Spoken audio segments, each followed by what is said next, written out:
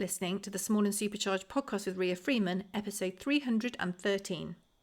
Well, on today's podcast, we're joined by Beverly Clarke, who is a fellow Theophytus SBS winner, which is actually how we came to e-meet because Lucas said I had to speak to you.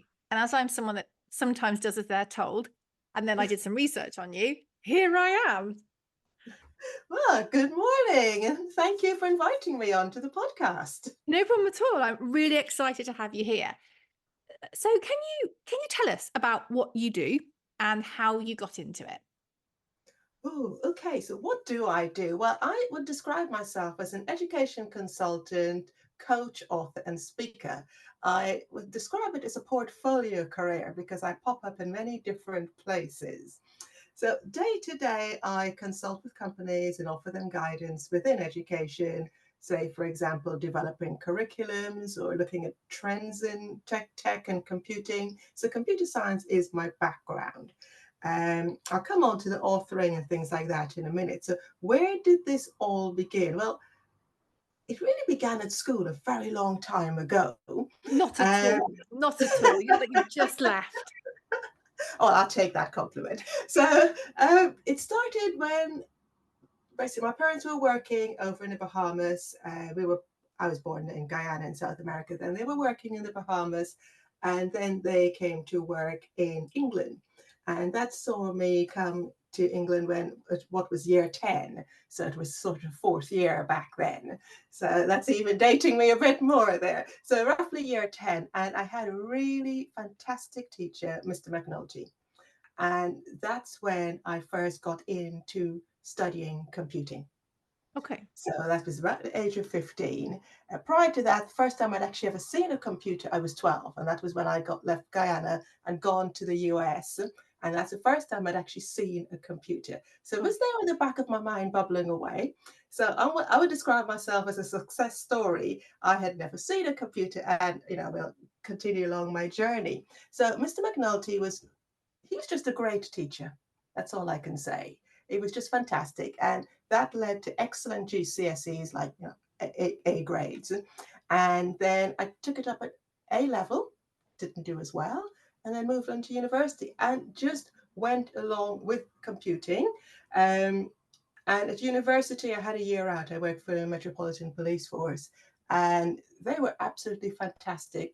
The department I was in took me under their wing. It was an all-male department. There are lots of issues with women and lack of women in the tech sector and in STEM.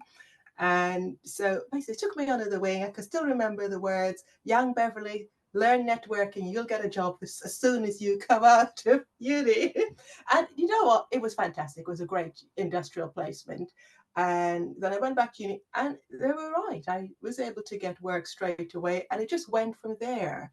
And I worked in corporate IT, so big name companies out there like Capgemini, and I got lots of experience. So first line, second line, third line support. So it became quite technical also. And then winding back even further, about 25 years ago almost, when I was having my first child, that transition, that mix of motherhood and work, it can be quite difficult to manage. And it was a period of redundancy and a whole load of other things going on. And I decided to retrain to teach, and that was to lecture at an FE college. Now, both my parents are teachers or were teachers, and there's no way I had promised myself I'd never do teaching. So I was really surprised to find myself teaching.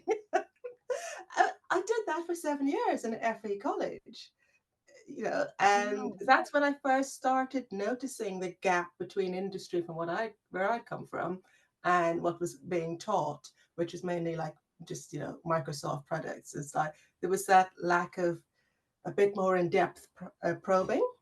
And then career developed and I moved into a secondary school as the deputy in the computing department, and my career just really took off at that point. A supportive head teacher.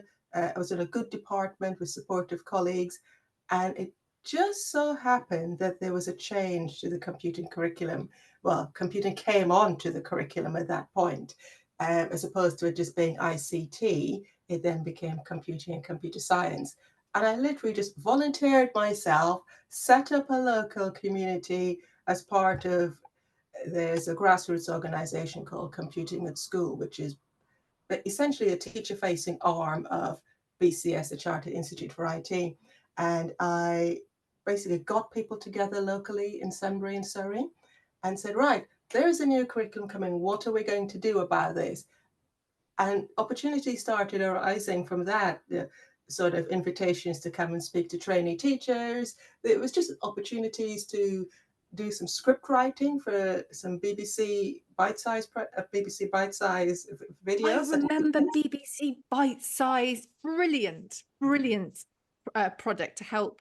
Do they still do it? It's to help people pass their exams and to learn those Yes, oh yes. tricky BBC Bite, subjects. yeah, it's still there. My videos can be found under the BBC Teach. They move things around from time to time.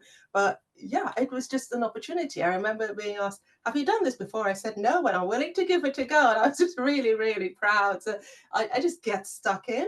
Hero. So essentially, that's where the career just started growing. And it's about being open to opportunity and taking risks sometimes. Mm. So I then in 2016, I've done another 7 years now in my teaching career. So I've got a 14-year career. Essentially, I fell in love and moved to the west of England. So I'm over now in Wiltshire. And I just threw it all up in the air. I remember my colleague saying to me, well, which school are you going to? Which job are you going to? And I said, I'm not. I don't know what I'm going to do. So a So, proper jump. yeah. And it worked out. I ended up managing the Southwest region for that organization, Computing at School, that who I Wow. volunteered with. So I have literally been all across the Southwest, all the way down to Land's End, all across Cornwall, Devon, Dorset, everywhere, including up here in Wiltshire. And it just went out there, you know, talking to teachers, raising engagement, enthusing about the computing curriculum and why we needed to take an interest in tech, running workshops for students, for teachers, just bringing people together. And I did that for a period of time. And then BCS, the sort of parent company, the director of education said, I want you to join us and replicate the success of the Southwest nationally. I That's mean, that's a essentially, significant task. yeah, well, I did it. Of course you did, but it's a significant task all the same. Oh yeah. At that time, I had a team of people. So I had a really good team of people across the UK. So that regional role, which I did, other people were then doing that in each of the regions of the UK. And then it coincided with the pandemic. Ugh. I, God, that fun time for all. oh my gosh, it was so challenging. But myself and my team, we rose to that, and I feel very proud of that. It was a difficult time, but we gave teachers, supported them with what they needed to work through that challenge. So, this is just me building and building the career. And then, as you know, we're all locked up at home, in this challenging time. And I started thinking, reflecting on there aren't enough women in tech. And this is something that's played out ever since my student days as a younger woman. And I just thought, well, what could I do about that? Now, well, I should backtrack and say in 2017, so we go back a few years pre pandemic, there was an opportunity that came to me, and that was to write a book. Wow. And this was for BCS, the Charter Institute for IT again, and said, look, we know there's a lack of people going into teaching and especially teaching this subject. So it's almost like a guidebook, what is it like to teach computer science? So that was my first book in 2017 with insights into the computing classroom, because it's different from, say, if you're sitting in a math classroom or an art classroom. We've got all different equipment and there are different challenges, like safeguarding issues. There's a whole lot of different things that can arise. So I wrote that to encourage new entrants into teaching profession. So I've got this writing experience. Alongside this, I'm picking up freelance jobs and, just getting more experience writing. And then, so I'm now reflecting during the pandemic, and I'm thinking there's still not enough women in tech. What could I personally do about this? I'm leading nationally here. Every meeting I go to, it's the same conversation near enough. And I thought, I've always enjoyed reading. I read a lot as a child, not tech books, but I just thought maybe there is a space for books on tech. And that's when I was literally going to write one book for children. And then I started writing and I thought, I've got a series here. Wow. And I researched self-publishing versus traditional publishing. Now, the challenge is with traditional publishing, you've got to then convince others that there's a need for this. And then you're waiting, for It's publishers. hard. It's I've hard. got one self-published and I've got one coming out the publisher in January. So I completely get Yeah, it's an interesting one, isn't it? it is. Yes.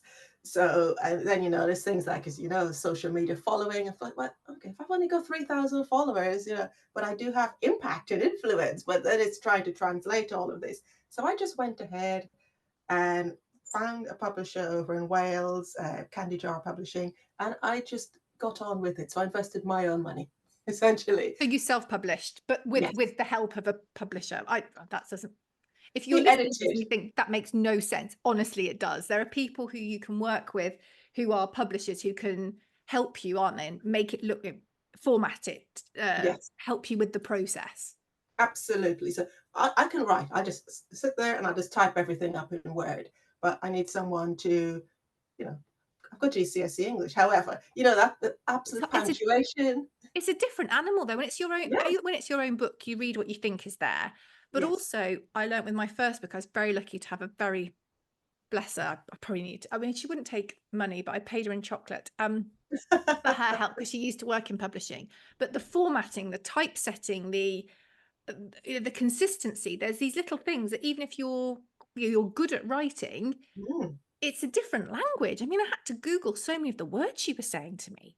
So yes, you need that help, even if you are brilliant, which you clearly are. You need that help for someone to go, this is how this process works, because we can all write in a Word document and the words yeah. are there, but that's not how you get. I was like, how do I get this to a book? So I get that completely. Yes, that's it. How does it go from a typed document into a book? It's everything. It's the ISBN. I mean, he sourced an illustrator and then it's going back and forth during that process. So Yeah. to bring the story to life, and there's a lot of thought going in there. Every waking hour, I was just thinking about it, and then it happened. It was there in print. And I'm like, and so that was the digital adventures of Ava and Chip, because I thought, well, I enjoyed adventure stories. So it's a digital adventure. And it's roughly modeled on my own life, a period of my life as a single parent with two young daughters back then. And I would take them on day trips to London. So I thought it's Ava and Chip. Okay, I had two daughters, but I decided to go for a boy and a girl. So the characters, Ava's modeled on one of my daughters, or maybe both of them merged into one, and Chip is modeled on one of my nephews. So I actually sent the photos to the illustrator and said, right, could you just come up with something close enough? So this is just me coming, sort of coming out in print, another way in print. So they're going on digital adventures with their mum. And, I do know a fair bit about tech and teaching, 14 years of doing it. So I thought, let's just make tech more conversational, normalize tech conversations. And, there's a story I share when I'm speaking. There was a woman came to the door one day. She was doing my basically home delivery shop, my weekly shop. And we got chatting about what I did and, how she, and everything else. And she said, oh, no, computers, I stay away from them. And I thought, well, that's strange because you've navigated here, you've used GPS to get here, you're using this handheld device, and there's a whole supply chain going on. But yet she didn't actually see that she knew anything about tech. It was like, whoa, I'm staying away from that. And I thought that is the problem. We don't talk about tech and normalize it. So Don't you think that's also, when you said that then, when people say they don't do politics, I'm not getting into politics because, but when people say I don't do politics, but actually the way the country is run affects so much of your life. yes, Like you use the NHS or you go to school, but I don't do politics. It's almost like that word, like technology, is a barrier, and people go, no, don't use it. Even though they do and they're involved in it, they don't see themselves as using it and being involved in it. absolutely. You've summed that up really, really nicely. And it's this, and we need to be participating and considering what's happening. We've got AI and generative AI is just sweeping the world almost. We need to be asking what's going on. How is it being used? Where do I fit in with this? You can't be passive. So you do need to ask questions and And how can that it help as well? I think, again, when people think AI, we kind of think of, I'm sure wasn't there a film where like AI got out of control? Oh God, hang on, that was the Matrix, wasn't it? Wasn't that AI when all the yeah, machines yeah, became sentient? matrix, yeah, all tech, computer. I just call it Got out of computer. hand. And I think people think, oh my God, AI, terrifying disaster, nothing to Mm, do with me. And obviously, I know it has got implications, but there's actually a lot of things that AI does and can do that can massively enhance a lot of our lives, workflows. Um, but by saying, oh, no, no, no, no, no, it's not for us. Actually, that is the way the world is going.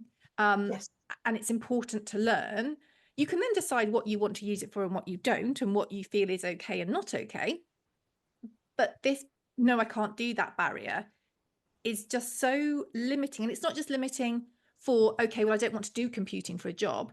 It affects everything. Now, particularly nowadays, I mean, I'm sat here surrounded by a computer, a phone, and I've got an iPad over there. Everything we do has got that. I mean, my fridge doesn't do it, but some fridges order your own milk when you run out. yes, a Um, smart fridge. yeah, clever, Yes. yeah, smart fridge, clever fridge with opinions. But your lights can come on when you. There's so much stuff that is tech Mm. that people use every day, but they just say they're not techie.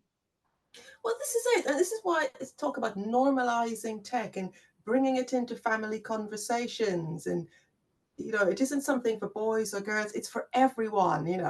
And so, for example, just in London by Liverpool Street, there's an Amazon's hair salon, but it's a tech salon. Oh, So Amazon isn't just on our screens for ordering different bits and pieces. They've got a hair salon, so it's all got augmented reality built in. So you go in there, you've got all the iPads, you can color your hair, you can do all of that on the iPad, and then you can speak to a stylist. oh my God, I need that. I mean, obviously this is a podcast, so people can't see the horror that is my hair that got damp this morning walking the dog. Oh my, I didn't know that. That's really cool. Yes, so this is tech is being brought in. There's so many exciting little areas where it comes in. So it doesn't really matter which job you think you're going into. There is a place for tech is being used, and there's a place for tech in it. And the whole AI thing. I mean, how many of us sit and watch Netflix, for example? There are recommender systems going on in the background. So it is there. Every time you use, say, your points card in a store, you've got there is data being collected about you. That data can then be fed into an engine and used Yep. in different ways. So I think we do need to be thinking about it. So with all that in mind, this led to the digital adventures of Ava and Chip. And it's a whole new set of skills that start coming to the fore, because then you have to start marketing. It's Yep. almost like the degree I wish I'd done.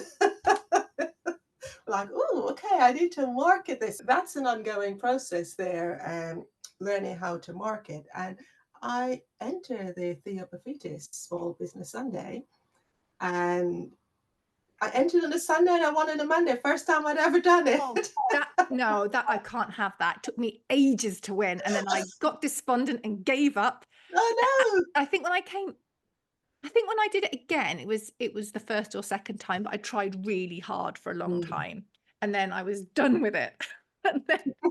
And then I came back, so I was like, I really would love to win, because the community is so amazing, and It is, yes. it's an incredible group to be of. If you're not part of SBS, Theopathitis is Small Business Sunday, go and have a look, go and have a Google. It's brilliant. And first time, see that, Beverly, I thought I liked you, but now, no, but to be fair, what you do is incredible, and it is so, so important. I mean, I don't envy teachers in what they have to do, but because they have to be so good at so many different subjects, and the way that things move on. I mean, I spend the vast majority of my life with PR, marketing, social media, and promotion. I know how quickly just that little area moves. But if they're trying to teach those aspects, also trying to teach tech, science is coming on, everything, there's different tools to help you with everything. It's that barrage of information. And as you said earlier, having a good teacher who inspires you and excites you can be the start of your journey, which then maps to you trying to get more people, more women into tech, into STEM, because there's a real void there. So if you don't have the teachers who don't feel empowered to teach, so they don't know the stuff, it's a vicious circle, isn't it? It is, absolutely, which is why, one of the lines I use to describe myself is bridging that gap between industry and education. It's because I do have that, industry experience previously, then teaching, and then now out with my portfolio career. And it's really important because of that difference. Things can move along very quickly. And then, teachers are working with the national curriculum, they're working with the GCSE specification and so forth. And sometimes they can be slightly misaligned. So I do think that there always needs to be a leaning out towards industry, and we need to have that two-way communication, whether that's placements for students. I'm a fan of work experience. So I know that hasn't been on the agenda for quite a few years, but I am a fan of work experience for children and for teachers to go and see what's going on. So, so I've been doing all of these things in this portfolio career and just taking opportunities as they came to me. And I, then continued basically developing the book series. Self-driving cars, for example, are a thing. So my second book is self-driving car, because while we don't have them on the streets of, UK, I went to San Francisco this summer and I got to get into a self-driving taxi. How was that? Was it terrifying? It was a bit odd the first time. I've written an article on LinkedIn about it because it was just Go and have a look. Please do. It's a Waymo taxi. So think Uber, the way in which you order an Uber through your app. It's exactly the same process. It turns up, there just isn't a driver, and you get in and off it goes. Oh my gosh. I love the idea, but I think, especially as we're so used to being driven or driving to somebody being in control, that would take some getting used to. But it opens up so many different areas. So my mother is 75, and she said, well, could I have one? She's got arthritis, so driving has become it's something she doesn't do over a period of time. But she said, if I had a self-driving car, she can now travel anywhere in her own vehicle. So on one hand, you've got, could it solve congestion because we've got everything ordered, or could it be more congestion because more people may come onto roads? These then are it the could also conversations. give a lot more opportunities to people who either can't drive or don't want to. I mean, some people are quite worried about driving, or they've got reasons they don't want to. It could give them additional opportunities as well. Yeah, so it's those conversations, and this is the whole change in society that I do feel we need to talk about. So, it isn't a book say how to code. It's about the impact of tech, because this is what's changing the entire world effectively, at different rates. And actually, that then whets your appetite, rather than if I had a book in front of me about how to code, I'm not being funny, I'd never read that, because that just wouldn't work for me. But if it was talking to me about kind of what I could do if I knew how to do it, so opening those doors, if there's anything that's going to get me interested in doing the thing, it's understanding the possibilities of the thing, which would then get me to read the book or to speak to somebody nicely. But if you don't understand how it affects your day-to-day life, it's a big step, isn't it? Absolutely. So two other words you'll hear me use are real world. And that's what we need to be talking to our young people about, if you, whatever subject you're learning, where is this applicable? Hmm. Otherwise, you glaze over, it just goes over your head. It's like, why do I need to know this? Show me where it's being used, then you have my interest. And it's 100%. it's wondrous at that point, isn't it, really? Oh, completely, completely. So if we could backtrack a bit, obviously you talked about there being a lack of women in STEM. Mm, And you said when you went to do some work experience with the Met, it was, wasn't it? You were the yes, only female in the department. yes, And more and more I see, even like today, nowadays, you look at different organizations, you look at industry groups, and it's very well documented, all of this. Women in positions of power in inverted commas, so like the C-suite, yes. not that common. It's not a 50-50 split. And I'm also one of these people that I don't think people should be hired to tick a box or to fill a quota. Oh, no, no, no, no. But there are some wildly, wildly talented women out there. And I was reading another thing that said that if there's a job up for grabs, that's not how you phrase it. If there's a job advert, a woman Mm. will apply if she matches 100% of that criteria. A man will apply if he matches 60%. So there's a lot to unpack. Are we not putting ourselves in the ring? Because if you're only going, if you've got 100%, when actually 60%, and then you could grow into the 100. So are we not putting ourselves in the arena? Is there not the opportunity there? Are we not speaking up loud enough? No pressure, Beverly. What's the problem and how do we fix it? Oh, that's quite a lot. Okay, so I'm going to give this my best shot. I do believe is that we don't put ourselves forward. And I do feel that we need to be more aware of that. So I do it myself. Okay, I'm female. I look at something, I think, I don't think I'm fully qualified for that. And but you are absolutely right. Men would just say, just go for it. See what happens. And I remember hearing Stephen Bartlett speak, and he just said, every day men are winging it with unbelievable confidence. And it just stayed with me, and especially the way he said it. Now, I don't want to wing anything, but I think sometimes we just have to be a bit braver and put ourselves forward. So, in my experience, if you approach a woman and ask her and say, I really think you'd be good at this, can you come and join me? You'll get that. Women will engage with you. But if you just say, here's a job, then you don't get that feedback. They don't get involved straight away. So that's one thing. So I would say that we just need to be more aware of it and effectively put our hat in the ring, really. And then winding back, I think there needs to be more encouragement from home. So Mm-hmm. there's other factors at work, and so there's school life, and I think there's a lot of encouragement going on in schools. I think sometimes it isn't going on at home, and that's a challenging one because everybody's in their own home doing whatever they're doing. So it's got to be normalized. It isn't all about, say, playing computer games. It's also about what toys do we give to our daughters. Where do we take them? What interests do we foster in our daughters? So it's that sort of thing that needs to change. Mm-hmm. Do parents see a career in tech as suitable for their daughter? It does. It does seem more male dominated, and that isn't a criticism.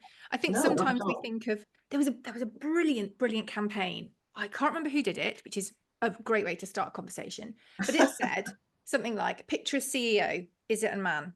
Picture a nurse, Yes, yeah, is yeah. it a woman?" And if you think, picture someone in tech, in my head there is a chap wearing glasses. Don't know why he's got the glasses on, but he has. And it's those connections that we make, isn't it? That need to actually be unconnected and need to be rerouted. And I think that is showing more of the people in tech, showing the women, showing the men, showing everybody to show it's a place for or everybody. Absolutely. So two other words: role model. There we go. I was Yeah. searching for that, but my brain was not today, Freeman, not today. So role models. So that gets, we think of glasses as being this, if you wear glasses, you're somehow more intelligent. Is that These are things that we are just running through society, and we're, It's crazy. I mean, yeah. I've got a very weak left eye. I should wear glasses. I don't. So actually, I'm less intelligent for not wearing them. Maybe it is true. Maybe I've got it wrong. No. But no, it's But weird how we put these things together, isn't it? yeah, it's stereotypes. It's so I'm doing a lot of work around role models also. So um, I'd always put myself forward as a role model. Say, yeah, this is what I've done. Everybody's got a different career path, but I'm a woman who's worked in tech. One of the things I've recently done is set up a charity with the title Technology Books for Children, and we're working on our first publication, which is role models. It's going to have real people in tech. So people, not women or just men, real people, and trying as much as possible to balance that. This publication so it showcases this. So you can pick up a book, read, your imagination will start to go and think, oh, that person looked like me, or that person, was from the same part of the country where I was from. And, that sort of thing is where, so when someone is in a quiet moment, what's going on in their mind, Hmm. because there's so much going on around us. I saw we've got smart bins now in the country. So I first saw these in Portugal, whereby the bin is, well, it's got sensors, and when the bin gets to a certain level, that's when it's emptied. So it's no longer just say we go around on a Tuesday. The Okay. waste collection happens when the bin reaches a certain level. So they're now in the streets of Cirencester. Are they really? I saw a TikTok video with it. So look at how society is changing. I didn't know. I didn't even know that was a thing, to be honest. But again, how tech affects our daily lives. Even the bins are on it now. Oh, yeah. So it is everywhere. Very cool. So, that could be, we've spoken about self-driving cars, driving licenses and, the work of driving instructors. Could that change? I don't know. I think that's another thing that people fear about tech actually is the taking of jobs. Yes. Um, but actually, what we, in my opinion, you can obviously disagree, need to be doing is to look at the jobs, the tasks that tech can take over from, the AI can take over from, and either learn how to work with that tech, learn how to program it, learn how to work with it, or look at roles that actually really do need that human touch, that you can integrate the tech aspect with it as well. Yes, I wholeheartedly agree with that. It's working with and alongside tech and using it to enhance, and also ensuring it's bringing about equality. Mhm. So we don't have that inequality, because there are inequalities in the world. And it's another two words: digital divide, bridging that digital divide. So I do think that's very important. So, tech's a rural Cirencester. It's a smart bin in the streets. So Really cool, actually. I didn't know they had smart bins. Cirencester is beautiful. And actually, it's quite interesting because Cirencester is very kind of it's I'm all sure it's Cirencester. Yeah, it's sort of Cirencester. traditional. That Cotswold stone. The actual Yeah, town is kind of old fashioned, but in the best possible way. So actually, that integration with the very very up to date smart bins is quite cool. The yeah, mixture. yeah. It's tech is here. When I was out a couple of years back, perhaps back in a lockdown actually, I noticed everywhere was being dug up, and I thought, well, hang on, what are they laying this time?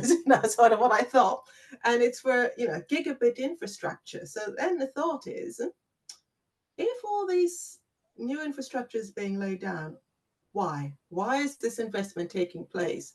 Mhm. What is that going to result in? So that's the way I would lead a conversation with a group of young people. What have you noticed? Yeah. And so that's real world, as opposed to just teaching, saying about the internet or connectivity. It's like, what have you noticed? What's the impact? Okay, that's happening. What are you using? Now, this is the underlying, you know, No, that's the, very the real theory behind it. And then what are you going to do? How could you apply this? What impact would it have on what you want to do? So, you can still be a hairdresser, but you could utilize augmented reality. yeah. I was speaking to my hairdresser about this, and she went to a hairdressers conference, and they were speaking to them about utilizing AI for things like their social media and their posting and all of that. And she said, "Oh wow, I didn't know about this." So it's about where is it coming through, and so I would say, I don't. One of the companies I work with, they're doing a day called Imaginate, which is imagine at year 8, right? Imaginate. And this is basically a day for girls to talk to them about tech. So, and we stay away from words like analyst, developer, engineer, because I think those words, while they've been there a long time, they haven't addressed the issue, those No. words. And I think I know, obviously, I'm a huge, well, I do a lot with social media, a lot of teaching of social media, but social media is tech. If you're looking at the analytics Oh, yeah. of things, if you're putting together campaigns, if you're using filters, if you're editing, if you're doing audio, like all the bits that people do when they post, that's, they're using tech, they're using augmented reality, they're using editing software, they're using loads of different things that they might not think of it in the way that it is, but that doesn't change the fact. It's so true. And so last Christmas, I was pleasantly surprised. Lindt, the chocolate company, Yeah. their advent calendar had augmented reality elements with it. So you can interact with this advent calendar via your phone. And I thought there's an interesting use of tech with the simple advent calendar. That, I didn't know that. That's really, really cool. Hopefully more people do that, because then it becomes immersive as well, doesn't it? It's not just having Yes. that chocolate. I mean, Lindt chocolate is, love it. But then it takes it to a different level, doesn't it? That's the Yeah. thing with tech. It can, some people think it kind of widens the divide between that person to person communication, but it doesn't have to. And actually, if we know anything from COVID, it was that tech was the saving grace that allowed people to still have that face-to-face interaction, okay, via screens, but it stopped people feeling lonely. It Mm, yeah. allowed people to see their family and friends, when if we didn't have that, we wouldn't have been able to. Well, no, we'd be totally isolated. I mean, I've gone back to speaking to my parents just on the phone, but that's seeing someone else. Because if you don't see yourself, you might actually forget what you look like, or you don't see someone for a year and they've aged. Yeah. A natural process, but it could be a bit of a shock. So that was really important. Just even having a couple of drinks with friends, but doing it on Zoom of all things, that was really important for mental well-being. Completely. Now, one of the things I wanted to talk to you about as well is opportunities. Obviously, you seize opportunities. You see the opportunity, you Yes. go, yeah, I'm in for this. Did you have to develop a mindset that allowed you to do that? Because we talked about how often women look at something and go, no, I can't do that. I can't. I'm not 100% the criteria. How did you come to the point where you just went, yeah, I'm going to go for that? It's probably, in all honesty, rooted somewhere. I won't say where I was working. Well, an opportunity came up to run a department, and I was advised not to go for it because I had young children. And I thought, I've never complained about having children, and I'm always at work. But there was this sort of societal bias. A woman with children shouldn't go for this job. It might stretch you. And after that, I thought, I want to go forward in my career. So I left that job. And I also then just said, I'm just going to keep putting myself forward. So when those sort of barriers come up, you just have to move around them, because it's not worth fighting against that. The person that told you not to do it, were they a friend, or were they a relation, or were they a colleague? Colleague. Really? Yeah, it's been my family has always been 100% supportive. Honestly, my mother was a head teacher, and she is like all driven for a career. Oh, I Okay, love that. Do you yeah, think she that was. helped as well? That you thought, actually, no, you can do it? Because Yeah, oh yeah, you've got that role model. You've always had that role model in your mother. yes, she was. Excellent with that. Just go and take it, grasp it with both hands. So um, I just I just put myself forward. I just did. And do you feel like it's a bit, I think I was speaking to someone a while ago about courage and confidence, and how you have to have the courage to do the thing, which then helps you grow your confidence. Has it sort of snowballed? So since you took that first step, when you first went for that role, did you have more doubt and concern about, if you see an opportunity now, you just go, yeah, I'm going for that. Has it kind of grown and developed and strengthened, or have you always been like that? Oh no, it's definitely grown, developed, and strengthened. I guess I'm quite good at reflecting. I mean, perhaps I overthink on time occasion also, but I'm quite good at reflecting and thinking, what do I need to do? So I would call it future proofing. So what do I need to do to A, remain relevant, and then also that reflection piece and thinking, what do I need to fine tune? So I'll give you an example. There's well, she was a child prodigy and she's top woman in tech, Anne Marie Imafidin, and I remember listening to her speak. It was back in 2018, and I thought, she has just spoken. It's so fantastic. And a couple of weeks later, I was going to do a talk.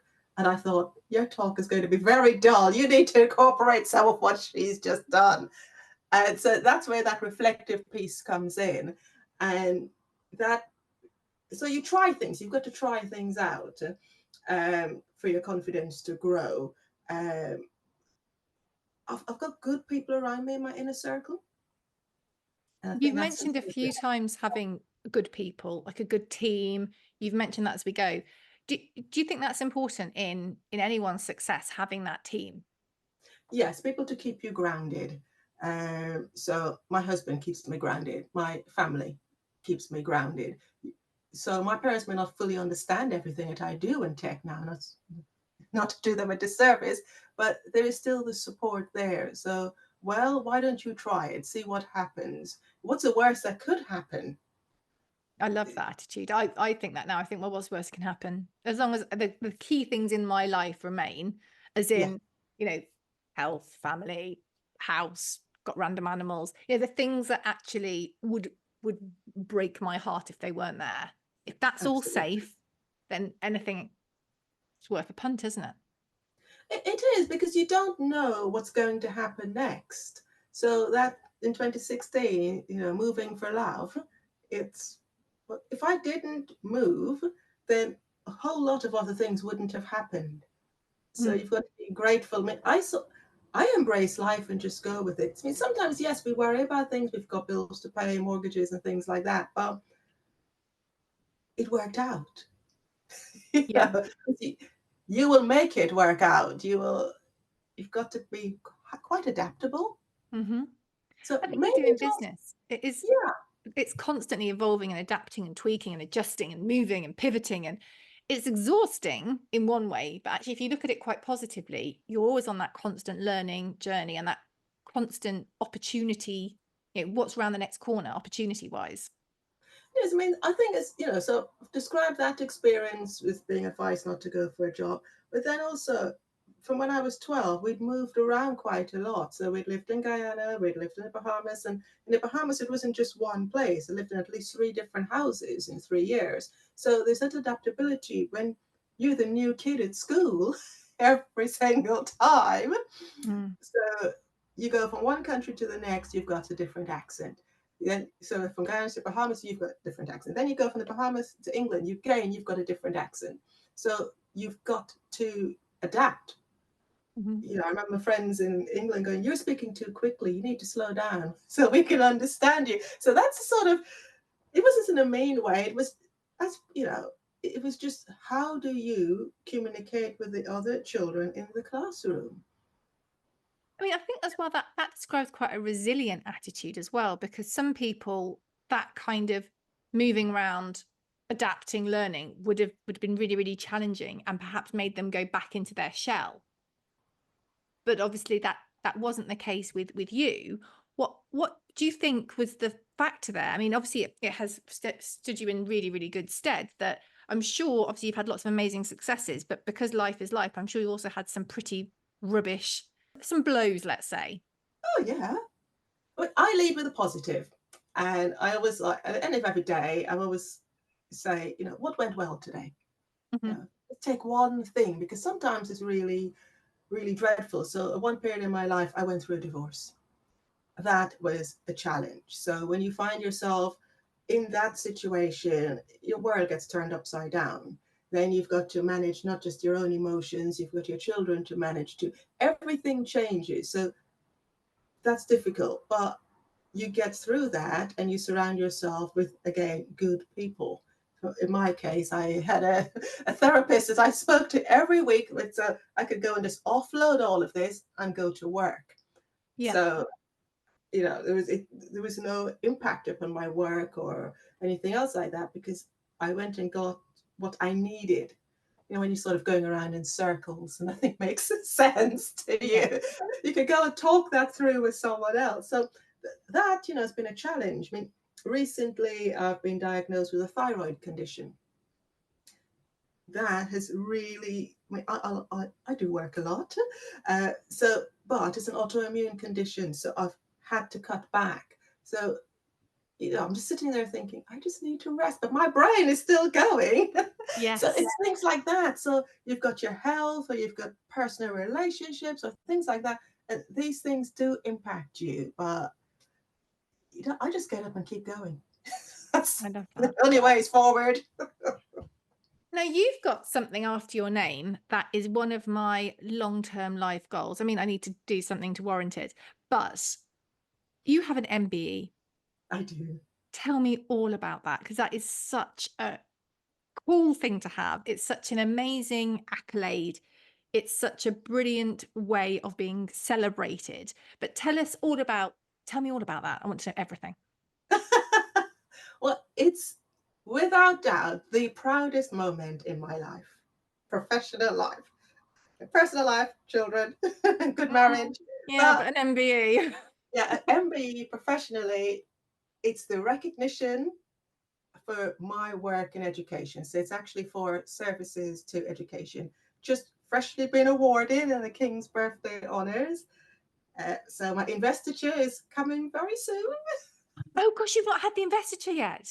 No, Oh my God, the pictures you're going to get from that. I am still trying to find my outfit. Oh yeah, you've got to make it count, haven't you? If there's ever a time to go big on an outfit, it's It's this. this, yes. So it's all the work that, and I've just shared in education that's led up to this point and being recognized. Um, I don't know who nominated me, but What was it like to receive that letter through the post? Did you just think, what on earth is going on? I had to sit down. Did you really? I did. I came in, funnily enough, I'd been out to a palace, Blenheim Palace, came back home. Blenheim. Oh my Yes, God, I love Blenheim so it's much. It is beautiful down. beautiful. Yes, beautiful. Came home, picked up this envelope on the mat, and thought, oh, and I thought, oh, this. I was standing up, opened it, and I just saw the first few lines, and I thought, oh, my husband is standing there. He's going, what's wrong? I go, You had sort of, no idea until you opened that envelope. no idea, nothing. And Oh there my it goodness. was. And it's a nervous excitement, more in the excitement side, but you've got to keep it secret. So you got the letter in May, but you Yes, couldn't say anything until June. correct. Oh, That was the hardest about 6 or 7 weeks, I think it was. It was so difficult. oh In my the God. end, I had to get clarity. So I've got a calendar. I went old fashioned. I've got a calendar on the wall, and I marked off every day until the day. And even then, it's not announced until 10:30 at night. Oh my God. So the whole day you're just there, Yeah. desperate to tell people. And it was so weird because I wanted to celebrate with my family. So the weekend before it was being announced, I was one of my nephew's birthdays. So I went over there and I said, I'm coming to see you all next week. And they're like thinking, but you're here now. Why are you coming again? And everybody's looking at me thinking, is she pregnant? I said, no, I'm a bit too old for that. And they're like, well, it can happen at any age. And I'm like, no, you'll find out. And so 10:30, it was just like, oh my gosh. And of course, I needed to see it in print in the Gazette. Oh yeah. So I had to wait, find it there, and then it still makes me smile. Literally, I'm walking on air. I'm walking down the road just smiling. If you see me, I'm just like grinning from ear to ear. Love it.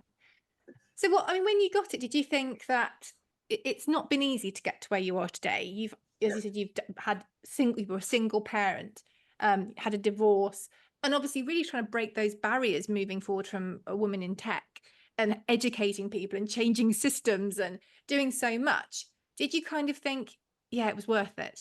Or Oh yes, yeah, oh yes. The- It's this is the pinnacle for me. If nothing else ever happened, I feel a sense of achievement and success. so much more is going to happen with you. I just know it. I Oh, just thank know it. you. Thank you. It's not Yes. easy. You've got to get up every day. I mean, I'm self-employed, and you've got to go forth. You've got to motivate yourself. I can't sit down and just watch telly or something like that. You've got to get up and go, make today count. What am I doing today? Yeah. So yeah, I mean, for me, it's it's a few words: blessed, gratitude, recognition. I feel them all at I the love it. same time. It's So I hope you get one day because it's an amazing feeling. I'll be there to cheer you on. Oh, thank you. I just need to do something that warrants it. That's all, you know. Um, no, it's really great, and I think it's so lovely to see people celebrated in that way. When you kind of look at the list and you look down about the people that have been awarded it, you know, you get sort of nurses, you get people that are doing the work, not the kind of flashy CEOs of companies, although you do get some of those as well, but you get Yeah, those people that are making a difference every day and helping people every day and trying hard every day. And I think it's lovely to see, I say normal people, but that's kind of dumbing it down, which I don't mean to at all, but normal people who are incredible being celebrated, I think is way more, it's so inspiring than seeing a celebrity being celebrated, you know, or someone's got yeah, this. It's yeah. actually the people that are just doing the work being celebrated. I love that.